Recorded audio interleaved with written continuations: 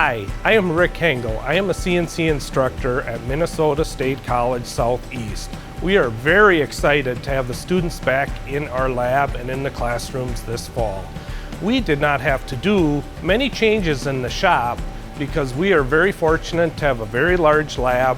Our equipment is over 6 feet apart. A lot of it's 10, 12 feet apart. We are planning on having only one student per machine, so no one will be doubling up on machines. After each student is completed on a machine, they will be wiping down the machine to make sure everything is very clean. Students will have a lot of their own tools. The tools that they will need to use from the school, they will be wiping them down with hand sanitizer after they are done using those tools. The classroom will be set up so all the chairs are at least 6 feet apart and the computers will be the same way. So that will require everyone to be at least 6 feet apart for social distancing.